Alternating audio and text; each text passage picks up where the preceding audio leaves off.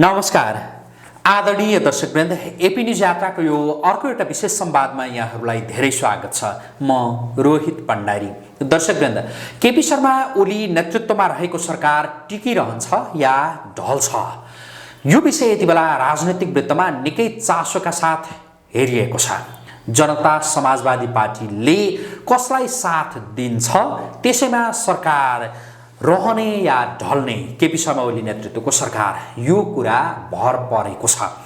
पछिल्लो समयमा नेपाली कांग्रेस जसले नयाँ सरकार गठनका लागि अग्रसरता लिएको छ र जसपा सँगसँगै माओवादी केन्द्रसँग उसले हात अघि बढाएको छ, तर माओवादी केन्द्रले नेपाली कांग्रेसलाई सरकार गठनका लागि साथ दिने यो वचन दिए पनि जसपाले भने ठ्याक्कै टुङ्गो गरिसकेको अवस्था छैन। अब देशको राजनीति कसरी अगाडि बढ्ला र सरकार यही सरकारले निरन्तरता पाउला या नयाँ सरकार गठन होला? नयाँ सरकार गठन भयो भने त्यो कसको नेतृत्वमा गठन होला र गठन भएको सरकारले चाहिँ देशका तमाम राजनीतिक र अन्य समस्याहरूको समाधान गर्न सक्ला? हामी यही विषयमा केन्द्रित रहेर कुराकानी गर्दैछौँ र यसका लागि यति बेला हामीसँग हुनुहुन्छ राजनैतिक विश्लेषक श्याम बस्नेत। स्वागत छ यहाँलाई। धन्यवाद। आराम हुनुहुन्छ?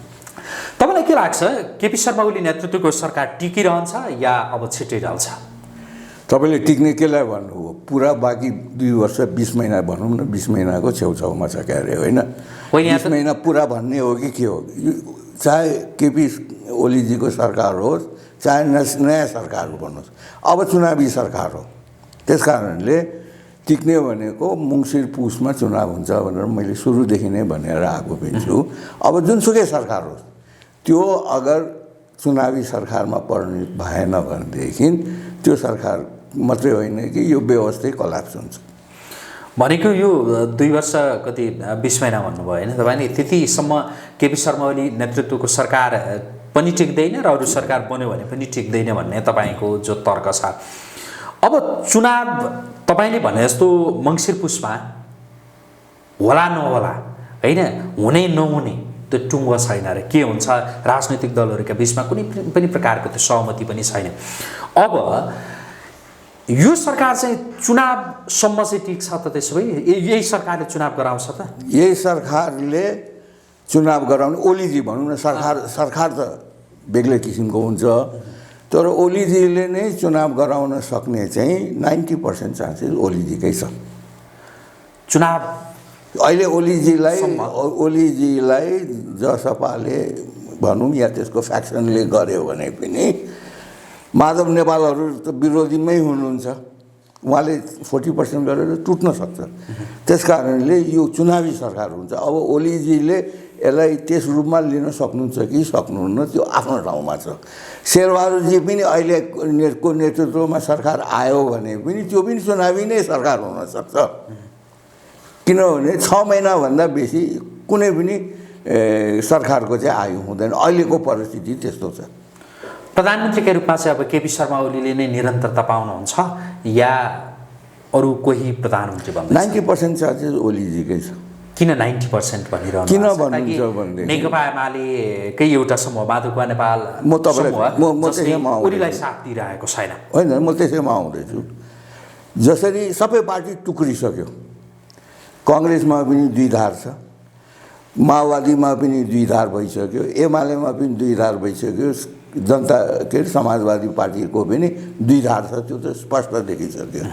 2 धार भइसकेपछि यो व्यवस्था नै, यो सिस्टम नै कोल्याप्स भइसक्यो। यो त कस्तो भयो भन्नुहुन्छ भने यो सिस्टमलाई कसले कोल्याप्स गर्यो भने यी नेताहरूले गर्यो। किन गर्यो? म तपाईँलाई मेरो आफ्नो सोचाइ चाहिँ के हो भने बाँदरको हातमा नरिवल भन्छन् नि त। जसले प्रजातन्त्र बुझेकै छैन, प्रजातन्त्रको अभ्यासै गरेका छैन, आफूलाई त्यस चिजमा ढालेकै छैन, त्यस्ता नेताहरूबाट चाहिँ प्रजातन्त्र चल्दैन। त्यस कारणले प्रजातान्त्रिक व्यवस्थामा ढल्यो। त्यसको मेन कारण चाहिँ यो संविधान हो। हेर्नुहोस्, यो संविधानमा मैले तपाईँलाई पहिले पनि भनेको छु, मिलिजुली बसौँ बाँडीचुडी खाउँ भन्ने संविधान हो। यो संविधानमा जबसम्म संशोधन हुँदैन र यसले चाहिँ पूर्ण रूपले चाहिँ जनताको चाहिँ यसले समर्थन पाउँदैन, तबसम्म यो संविधान बाट देश चल्दैन। यो यही संविधानले नै यो व्यवस्था यो नेता सबैलाई ढाल्दैछ। त्यसका 2-3 वटा कुरा छन् हेर्नुहोस्। मधेसीहरूले त यो संविधान मानेकै छैन, सनातनीहरू यसबाट सन्तुष्ट छैनन् अघि, तपाईँको के अरे राज संस्थावादी पनि यसबाट के अरे सन्तुष्ट छैनन्। जनजाति अरू जुन जुन अहिले फ्र्याक्सन भएको छ यो समाजै फ्र्याक्सन भएको छ, कोही पनि सन्तुष्ट छैन। किनभने सबैलाई दिन सक्ने हविगत न यो देशको छ न यो नेताको छ। त्यस कारणले यो संविधान यो व्यवस्था यो राजनीति अहिले तपाईँ नेताहरूको कुरै गर्न छोड्नुहोस्। किन भन्छ भने सबैले भनिसके, यी सबै नाङ्गा भइसके, यिनीहरूको कुरा गरेर बेकारमा टाइम वेस्ट पनि नगरौँ। राजनीति फेल हो, यहाँ राजनीति भएकै छैन।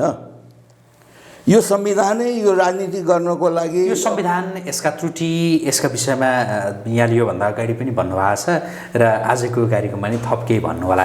तपाईँले 90% चाहिँ केपी शर्मा ओलीकै सम्भावना छ, केपी शर्मा ओली नेतृत्वकै सरकार टिकिरहने सम्भावना छ भनेर भन्नुभयो। त्यो 90% सम्भावना के कारणले छ भन्नुहोस्? के कारण भन्नुहुन्छ भने अब तपाईँ इभेन्ट हेर्नुहोस्, 4जना त 5जना त सांसदहरू निकालिसक्यो माओवादीले। भोलि त्यो चिज एमालेमा पनि हुनसक्छ, भोलि त्यो चिज जसपामा पनि हुनसक्छ, भोलि त्यो चिज कङ्ग्रेसमा पनि हुनसक्छ। यो त मर्निङ सोज द डे भने जस्तो त्यस्तो भयो भनेर भने संविधान सभा नै खाली हुनसक्छ, संसदै होइन, संसदै खाली भइदियो भनेर भने त्यसपछि त यसलाई बचाउने केले बचाउँछ, कसले बचाउँछ? त्यसपछि यहाँ अराजकता हुन्छ। अराजकता हुँदाखेरि अहिलेको सिनारियो के छ? अहिले भन्नुहोस् न, करिब कति 1.5 महिना जति भएन पुनर्स्थापित भएको अघि। 1.5 महिनामा अल्टरनेट सरकार दिन नसक्ने भनेपछि यी पार्टीहरू यी नेताहरूले भनेपछि के रहेछ त कुरा? इन्टर्नल भन्दा एक्सटर्नल ठुलो कुरा रहेछ भन्ने कुरा त देखियो नि त।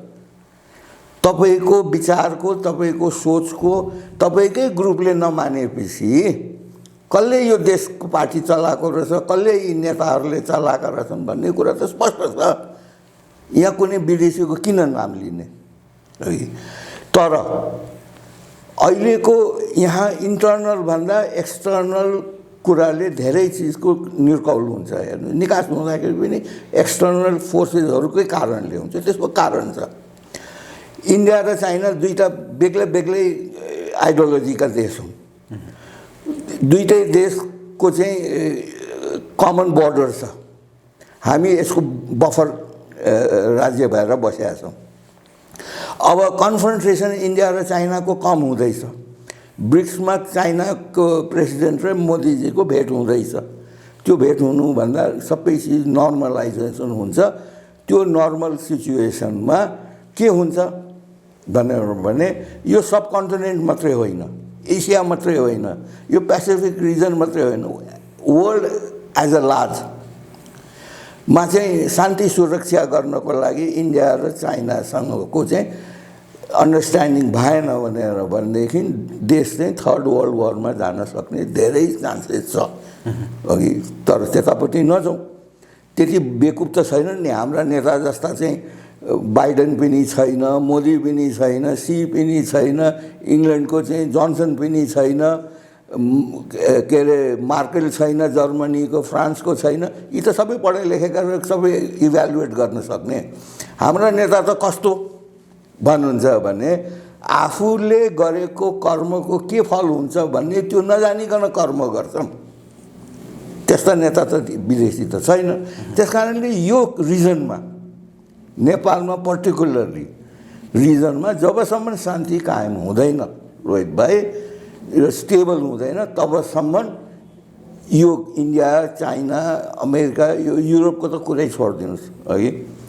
तीनटा फोर्सेस, यी तीनटा फोर्सेसको अन्डरस्ट्यान्डिङमा यो वेस्टर्न फ्रन्टको चाहिँ नेतृत्व अहिले मोदीजीले गरिराखेको छ।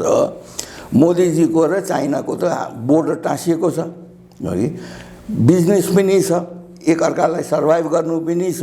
मिलेर गयो भने मानव जातिको कल्याण छ। तपाईले इन्डिया र चाइना अन्तर्राष्ट्रिय राजनीतिलाई जोड्दै नेपालको राजनीतिका विषयमा केही विश्लेषण गर्नुभयो होइन? मेरो अहिलेकै जिज्ञासा फेरि पनि म दोहोऱ्याउँछु कि 90% सम्भावना केपी शर्मा म तपाईँलाई भन्ने त्यसै चिजमा म आउँदैछु। अब तपाईँ हेर्दै जानुहोस् 138 पुर्याउनै सक्दैन शेरबहादुरजीले, त्यो उसले बुझेर हिजो भनिसक्यो। शेरबहादुरजीले आफ्नै मुखले भनिसक्यो कि चुनावमा जान तयार हुनुहोस्। उहाँलाई थाहा छ कि यो तपाईँको चाहिँ के अरे हाम्रो महन्त ठाकुरजीहरू भए यो ग्रुपले उहाँलाई साथ दिँदैन भन्ने कुरा थाहा छ। कारण के हो भनेर भने उनीहरूलाई प्राइम मिनिस्टर त अहिले ओलीजी हो नि त है। ओलीजीसँग उनीहरूले लिनुपर्ने 2-3वटा चिज छ। एउटा चिज के छ भने रेशम चौधरीको के हुन्छ, त्यो कानुनी रूपमा जाला, सरकारले त्यसमा नरम गर्ला, त्यो आफ्नो ठाउँ छ।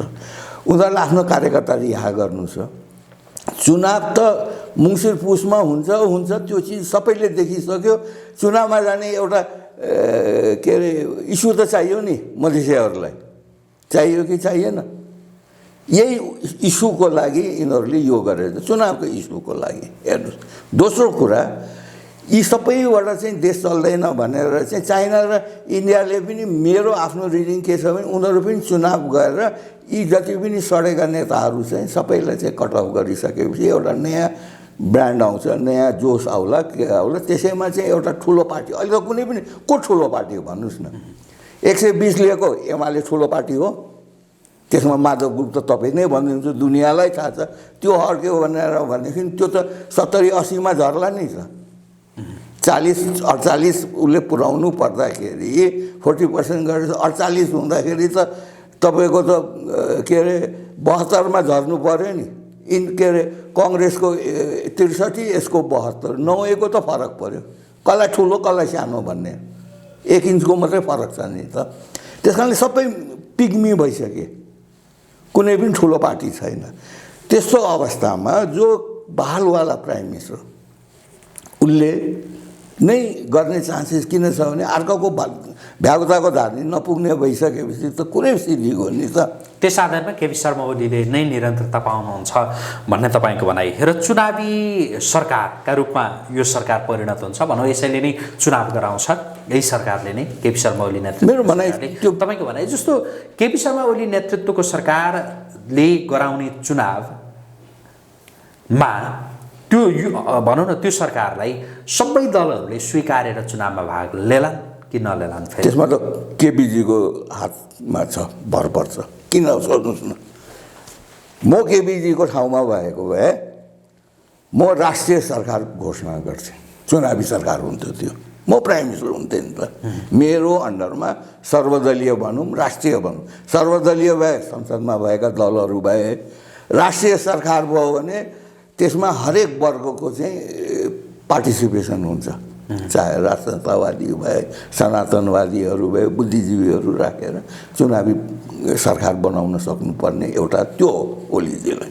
अर्को यो चुनाव यही संविधान यही सिस्टममा चुनाव गर्ने हो भने त्यसको केही औचित्य छैन। फेरि यस्तै हुने हो, किनभने यो चुनावमा यो हाम्रो इलेक्सन जुन पद्धति छ के अरे 40% मनोनित छन्, समानुपातिक भन्छन् नि त, मनोनित त छन् नि, त्यो मनोनित नै हुने हुन्। त्यो नै गलत छ पहिलो कुरा। दोस्रो कुरा जुन यो रिस्ट्रिक्सन राखेको छ प्राइम मिनिस्टरमाथि, ऊ त हाउसको चाहिँ सदनको त नेता हो नि त, पुरा सदनको नेता हो। उसलाई बहुमत भएर भइसकेपछि त्यसमाथि पनि अङ्कुश गर्ने हो भने शासन कसले गर्ने? जसरी अहिले इन्डिया र चाइनाले गरेर म्यानुपुलेट गर्न पाइराखेको छ भनेर भने जसले पार्टी म्यानुपुलेट गर्छ त्यसलाई त प्राइम मिनिस्टरले म्यानुपुलेट गर्छ। प्राइम मिनिस्टर जतिसुकै पनि के अरे ऊ भयो भने पनि, योग्य भएर गर्न चाह्यो भने पनि पार्टीले म्यानुपुलेट गर्ने हो, पार्टीलाई अर्कोले म्यानुपुलेट गर्ने हो, चाहे व्यापारीले गर्ने हो, इन्टरनली एक्सटर्नली बाहिर गर्नु। तपाईँलाई म एउटा मजा भन्छु, मोदी फुल फ्लेज प्राइम मिनिस्टर छ। कुनै पार्टीले उसलाई, ऊ त पार्टी प्रेसिडेन्ट होइन नि त, उसले त कसैले डिक्टेट गर्दैन, उसले कार्यक्रम दिन्छ, त्यो कार्यक्रम राष्ट्रहितमा छ, त्यस कारणले यो चिज हुन्छ। त्यस कारणले यो सिस्टमको फल्ट अर्को के छ भने यो जुन 100 जना हामीहरूले समानुपातिकबाट गर्छौँ त्यसलाई पनि डाइरेक्ट गर्ने। यिनीहरूको हाम्रो नेता र हाम्रो संविधानका व्याख्याताहरूको भनाइ के छ भने यसमा जाति, लिङ्ग, वर्ग, कुनी के हाम्रो प्रचण्डले त भटट 7वटा कि 10वटा भट्याउनुहुन्छ। त्यसको प्रतिनिधित्व गरेछ यो संविधानले भनेको छ भने लिङ्ग खोज्नुहुन्छ भनेदेखि लोग्नेको लिङ्ग पुरुष भएपछि स्त्रीलिङ्ग चाहिँ आफ्नै स्वास्नी बनाएको छ। अनि के अरे जनजाति भनेपछि इन्टरकास्ट म्यारेज गर्यो, स्वास्नी नै जनजाति भएको छ। आफ्ना गर्लफ्रेन्ड भएका छन्, आफ्ना रखेल भएका छन्, आफ्ना नोकर भएका छन्, आफ्ना उके भएका छन्। अनि त्यो वर्गको रिप्रेजेन्टेसन गर्यो त। म तपाईँलाई यसमा मजाको सुनाउँछु। इन्डियामा पनि हुन्छ, रिजर्भ सिट भन्छन् त्यसलाई। त्यो कस्तो हुन्छ भने ब्याकवर्ड क्लास भनेर भन्छ, त्यहाँ ब्याकवर्ड नै क्यान्डिडेट हुन्छ, चाहे त्यो कङ्ग्रेसको होस् चाहे बिजेपीको होस्, अर्को त्यो जातिको आधारमा हुन्छ। हामीहरूले जुन यो समानुपातिक गर्छौँ, सबै पार्टीहरूले आफ्नो क्यान्डिडेट चाहिँ खडा गरिदियो भनेर भने उनीहरू देशभरि त आफ्नो समुदायमा त घुम्छ नि त। अनि समुदायले चाहे त्यो के अरे जनजाति होस् उनीहरूले त्यसबाट छान्छ। अहिले एउटा नयाँ मजाको कुरा हाम्रो विष्णु भट्टराईजीले भनेको मलाई खुब मन चित्त बुझाएको छ। के भनेको छ भने त्यो 100 जनाले त कसैले चिन्दैन। नेताको स्वास्नीलाई तपाईँ हामी त चिन्दैनौँ नि, उही लोग्नेले चिन्ने मात्रै हो अघि। त्यस कारणले त्यो जब नचिनेकोले जनताको प्रतिनिधित्व गर्छ भनेर कसरी गर्नु। त्यस कारणले यो चुनाव सँगसँगै त्यो समानुपातिक राखेर मा चाहिँ तपाईँहरूले चाहिँ जो त्यसलाई रिजर्भ सिट राख्नु 100 जना है राखेर त्यही भोटिङमा डाइरेक्ट एउटा अर्को ब्यालेट पेपर राखे त सिद्धिको कुरा है। त्यो क्यान्डिडेट त जनतामा जाने भयो नि त।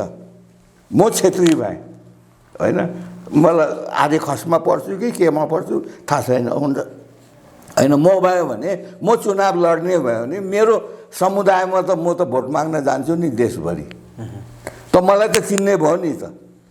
अनि सही रिप्रेजेन्टेसन मैले गर्ने भएँ। त्यस कारणले यो चुनावमा जति पनि अहिले जसले पनि चुनाव त हुन्छ हेर्नुहोस्, नगरिकन यो देश कतै जाँदै अगर चुनाव भएन भने म त्यसलाई तपाईँ सोध्नु होला के हुन्छ देशमा, त्यो भन्छु। मैले बिर्सेँ भने तपाईँलाई म भन्छु त्यो चुनाव जाँदाखेरि अगर यो संविधानमा संशोधन नगर्ने हो भने है यी सबै चिज अहिले संहितालाई पनि नलिउँ, यो 100 सिटलाई त्यसरी गर्ने कि नगर्ने, त्यसपछि राष्ट्र संस्थालाई चाहिँ के को विषयमा चाहिँ जन्म सङ्ग्रह गर्ने कि नगर्ने, मधेसीहरूको त्यो चिजको चाहिँ सम्बोधन गर्ने कि नगर्ने भनेर ओलीजीले सबै पार्टीहरूलाई राखेर यो पनि राखेदेखि त चुनावमा त अस्ति नै वैशाखमा हुन्थ्यो। म त यही चिज त भनिरहेको छु, ओलीजीले यो गरिदिएको भए आज जनता नै चुनावमा चाहिँ को चाहिँ मुडमा आइसकेको हुन्छ। तर फाइदा के भएको छ अहिले भन्नुहुन्छ भने जति पनि विश्लेषकहरू छन्, पोलिटिसियनहरू छन्, 90% को मुखबाट मैले अर्ली इलेक्सन भन्ने सुनेको छु। अस्तिसम्म मध्यावधि भन्थे होइन। फर्स्ट अर्ली इलेक्सन भन्ने त तपाईँकै इन्टरभ्यूमा म भन्ने यो मध्यावधि होइन, यो अर्ली इलेक्सन किन भनेर भने 173 को बहुमतले डिजल्भ गरेर घोषणा गरेको जुन इलेक्सन हो त्यसलाई अर्ली इलेक्सन भन्छ। 172-73ले पनि को नेताले पनि डिजल्भ गरेर अर्ली इलेक्सन जान नपाउने भने कसले पाउने? त्यो एउटै सिङ्गल मान्छे प्राइम मिनिस्टर त्यसले जान पाउने? यस्तो पनि संविधान हुन्छ। त्यस कारणले यो सबै चिजको चाहिँ गरेन भनेदेखि यो देशमा अर्कै सिस्टम नै आउन बेर छैन हेर्नुहोस्। किनभने त्यसपछि गएर त अब मार्काट हुनुपर्ने स्थिति आउँछ। त्यस्तो अवस्थामा यो चिज हुन सक्ने स्थिति छ। अब अघिको मैले टपिक तपाईँलाई भने यहाँ यी नेताहरू आफैमा लडिराखेका छन् है। सक्कली कुरा के छ भन्नुहुन्छ भने यहाँ एक्सट्रिमिस्टहरू, उग्रवादीहरूले ठाउँ खोजिराखेका छन्।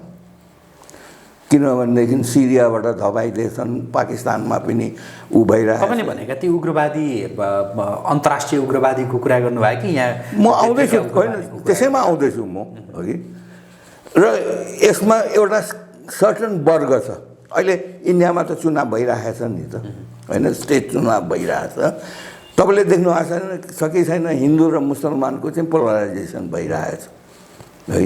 त्यसको स्पिल ओभर भनेको त्यसको चाहिँ रसाएर चाहिँ नेपाल आउने हो क्या, है। नेपालमा आइसकेको छ। अस्ति म तपाईँलाई एउटा मजाको गर्छु। अस्ति मैले फर्चुनेटली एउटा पिक्चर हेरेँ, इन्डियाज मोस्ट वान्टेड भनेर, है।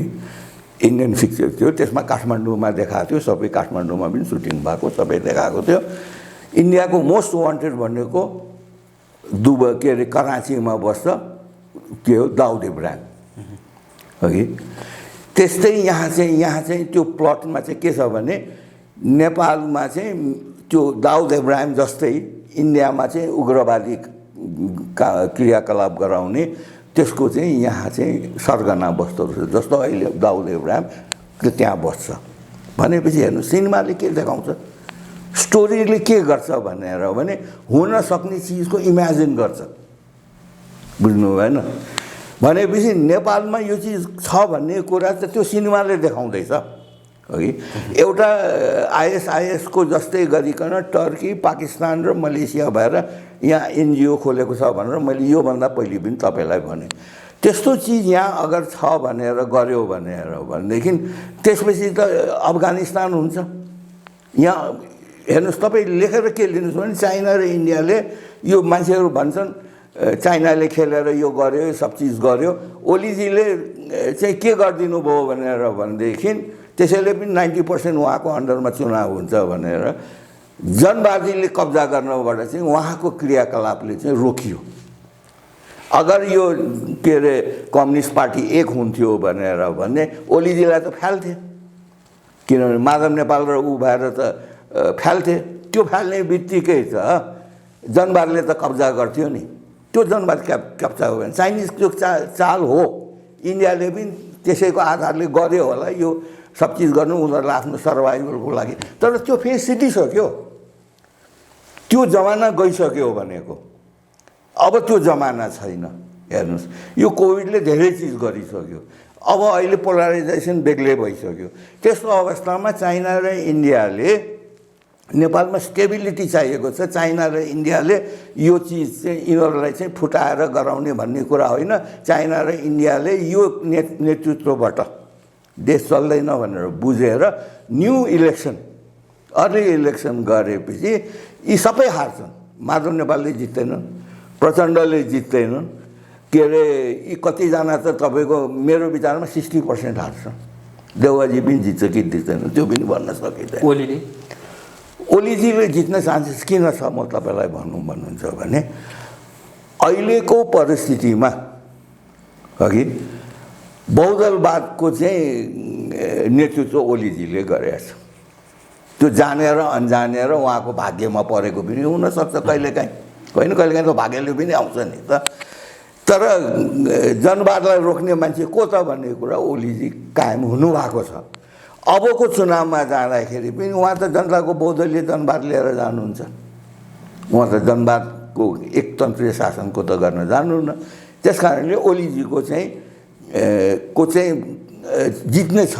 उहाँको पार्टी लार्जेस्ट नभए पनि सेकेन्ड लार्जेस्ट चाहिँ हुन्छ, हेर्नुहोस् अघि। तर यो आउने चुनावमा पोलराइजेसन कस्तो हुन्छ तपाईँको भन्नुहुन्छ भने जो पनि मल्टी पार्टी सिस्टममा मान्ने, पूर्ण बहुमतमा के अरे प्रजातन्त्रलाई मान्ने, यस्तो यो फोकटिया प्रजातन्त्र होइन, मान्ने सिस्टमको चाहिँ यो जनमत सङ्ग्रह पनि यसैमा गर्ने गरिकन गर्नुभयो भने ओलीजी त्यसको नेता हुने उहाँलाई प्रबल चान्सेस छ। एक त्यो गरिदिने बित्तिकै सबैको त चुनावमा इन्ट्रेस्ट भयो नि त।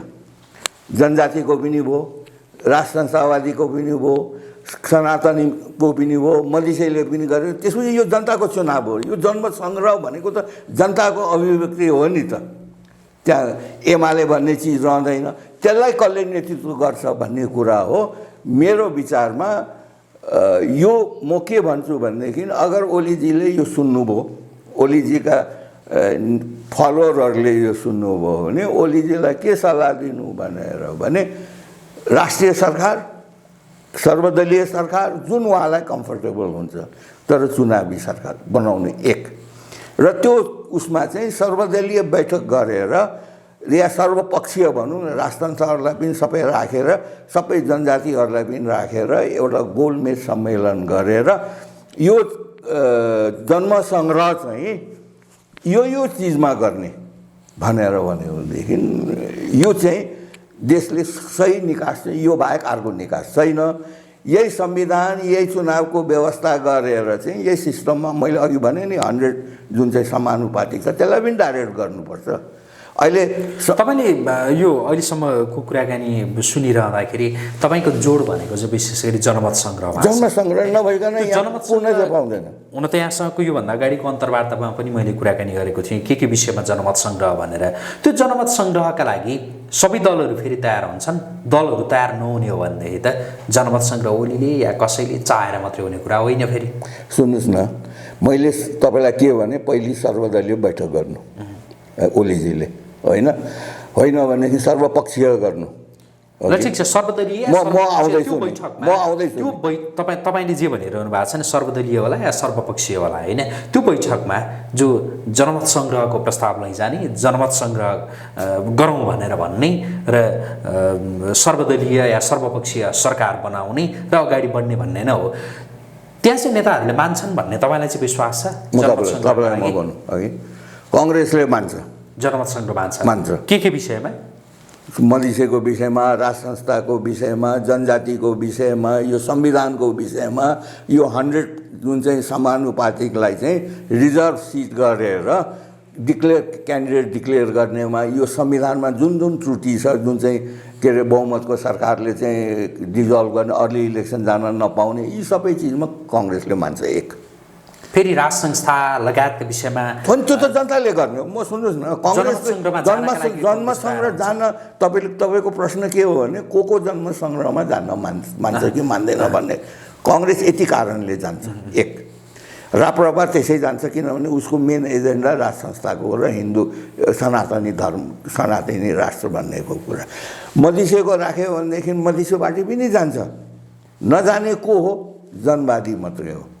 नजान्न मान्ने चाहिँ को हो भने प्रचण्ड, नजान्न मान्ने हो भने माधव नेपाल एक। ल त्यो त अल्पमतमा परे र त्यहाँ मानेन। ओलीजीले घोषणा गरिदिनुहोस् न अबको चुनावमा चाहिँ हामीहरू सर्वदलीय सरकार बनाउँछौँ या चुनावी सरकार बनाउँछौँ र त्यसले चाहिँ यो चिजमा चाहिँ सबैको चाहिँ प्रश्नावली राखेर चाहिँ हामी जन्म सङ्ग्रह गर्छौँ भनेर यी फ्याङ्क्टिन नेताले नमानेर हुन्छ, प्रचण्डले नमानेर हुन्छ, शेरबहादुरले नमानेर हुन्छ, उपेन्द्र यादवले के अरे बाबुरामले नमानेर हुन्छ। म आउँदैछु उनीहरूको असहमतिका बीचमा जनमत सङ्ग्रहमा जाँदाखेरि त्यसले राम्रो परिणति निकाल्छ, फेरि राम्रो परिणाम ल्याउँछ। म आउँदैछु नि, राम्रो कि नराम्रो त्यसको चाहिँ तपाईँले घोषणा गरेको 7 दिनमा तपाईँलाई थाहा पाउँछ। त्यसको जन्म सङ्ग्रहको नतिजा त छोड्नुहोस्, कसरी हुन्छ भन्नुहुन्छ भने यी नेताले मानेनन्। अहिले नाम लिएका नेताहरूले माधव नेपाल, प्रचण्ड, झलनाथ यी सबै, शेरबहादुर, रामचन्द्र, यी कसैले पनि मानेनन्। ल यीले घोषणा गर्ने हो भने सनातनीले मान्छ, मधेसी जनताले मान्छ, राज संस्थावादीले मान्छ, जनजातिको जसको चाहिँ त्यहाँ प्रश्नावली राखेको हुन्छ, उनीहरूसँग सल्लाह गरेर राखेको हुन्छ भनेपछि त यहाँ त सडक तात्न थाल्छ। त्यसपछि जनताको चाहिँ पार्टिसिपेसन भयो। अहिलेसम्म त यी 4जना नेता, अहिले प्रचण्ड प्राइम मिनिस्टर हुने कि त्यो हुने, कसले डिसाइड गर्छ भने यी 4जना बस्छन् र डिसाइड गर्छन्। त्यो जनताको प्राइम मिनिस्टर हो। अब त जनताको प्राइम मिनिस्टर हुनु पर्यो। सबै नेताले सम्झिनु पर्यो के भने सत्ता भन्ने चिज के हो। यी नेताले सत्ता भनेको चिजै जनताले बुझाउन सकेका छन्, आफूले पनि बुझेर पनि बुझ पचाएको छ। सत्ता भनेको त अवसर हो, दुईटा अवसर हो। देश बनाउने, देश विकास गर्ने, जनतालाई शान्ति सुख दिने, जनतालाई समृद्ध बनाउने अवसर हो। किनभने पावर आएर सबै मेकानिजम आफ्नो अन्डरमा गएर त्यो चलाउने एक, त्यो सही नेताले गर्ने चिज हो।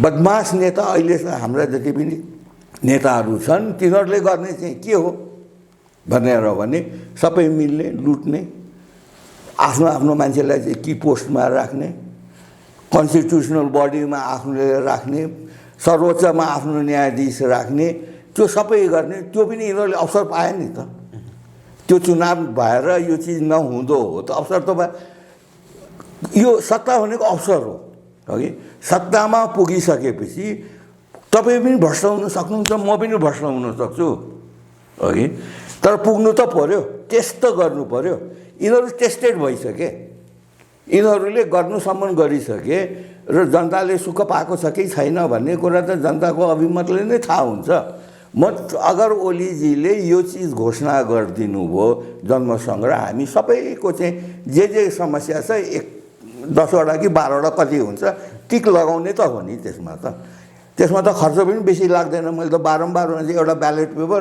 त्यो चुनावको चाहिँ पार्टीको ब्यालेट पेपर सँगसँगै यो राख्यो भने पनि खर्च हुँदैन यो चिज मैले प्रमुख चुनाव आयुक्तलाई पनि भनिदिइसकेको छु प्राइम मिनिस्टरलाई भन्नुहोस् तपाईँले मैले त भेटै पाएको छैन मैले भेट पाएँ म भन्छु म आज तपाईँको यो टिभीबाट जनतालाई पनि भन्दैछु ओलीजीलाई पनि खास गरी किन उहाँको हातमा अहिले सत्ता छ उहाँलाई पनि भन्दैछु ब्युरोक्रेट्सलाई पनि भन्दैछु आर्मीलाई पनि यो भन्दैछु युवा वर्गलाई पनि भन्दैछु कि यो चुनावमा अगर यो जन्मसङ्ग्रह नराख्ने हो भने यो चुनावमा भाग लिनु र नलिनुमा के फरक पर्दैन यिनै आउँछन् यिनीहरूले लुट्छन् फेरि अर्को 5 वर्ष जान्छ म त त्यस बेलासम्म हुन्छु कि हुन्न अर्का यी जवान केटाहरू पनि तपाईँहरू पनि बुढो भएर चाहिँ केही पार्टिसिपेट गर्न नसक्ने त्यो स्थिति पर्न सक्छ एक अर्को कुरा अहिलेको आर्मी पुलिस सबैले सम्झिनु पर्ने कुरा के छ भने यसलाई हड्कामा नलिउँ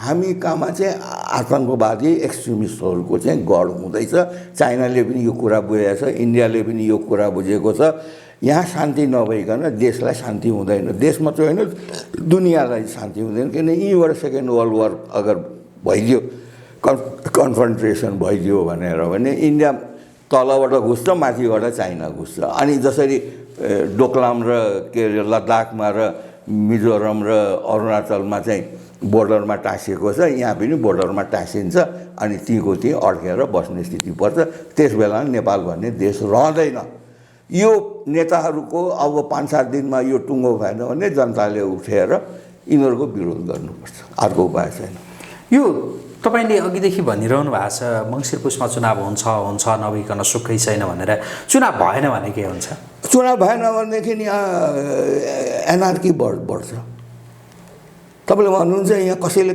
कानुन मानेको छ कसले कानुन मानेको छ पुलिसले मानेको छैन ब्युरोक्रेटले मानेको छैन के अरे नेताले त मान्ने नै भएन किनभने यस्तै नेता छ गर्नुहुन्छ के त्यस्तै संविधान छ गर्नुहुन्छ के त्यस्तै व्यवस्था छ गर्नुहुन्छ के यिनीहरूले ल्याए त्यही अब त युरोपियन पनि वाक्क भइसके इन्डियन पनि वाक्क भइसके चाइनिज पनि अमेरिकन पनि वाक्क भइसकेर चाहिँ अब चाइना र इन्डिया पनि नेपाललाई छोडिदिन्थ्यो होला अफगानिस्तान हुन्थ्यो कि अर्को कुनै एउटा भिखमङ्गा देश हुन्थ्यो तर उनीहरूको के छ भनेर भने नेपालमा अस्थिरता भएन भनेर भने उनीहरूले यहीँ भिड्नुपर्छ यी नै आफ्नो लाइन अफ कन्ट्रोल जस्तो छ एक्चुअल कन्ट्रोल एलएसी भन्छ नि चाइना र इन्डियाको त्यस्तै एलएसी यहाँ पनि भन्छ नेपालभित्र हामी त कहाँ हुन्छौँ थाहा छैन हामी इन्डियन भागमा हुन्छौँ कि चाइनिज भागमा हुन्छौँ हामी बन्धुवान चाहिँ मजदुर हुन्छौँ उनीहरूको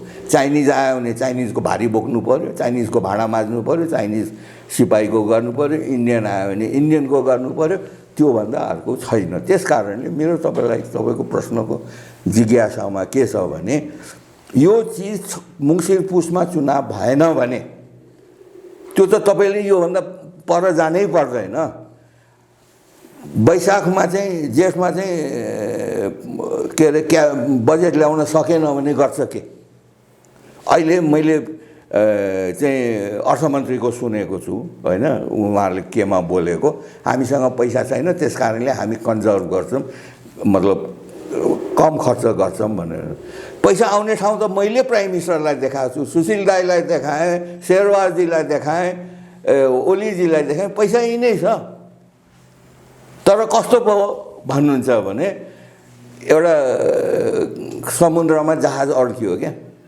जताततै पानी छ, समुद्रमा पानी खानु त भएन। अनि कलरेज भन्ने चाहिँ पोएम छ, त्यहाँ के छ भने त्यो कलरेज भन्ने चाहिँ पोएट हो। Water water everywhere but not a drop to drink. जता हेऱ्यो पानी नै पानी छ, त्यो पानी खानु त भएन, सल्टी छ, खारो छ, त्यो त खान सकिँदैन नि मान्छे। पैसा यही छ, तर के छ भने त्यसलाई निम कोटिङ भनौँ न, नुनको कोटिङ छ, त्यसलाई निकाल्न त हाम्रो नेतामा विल हुनु पर्यो।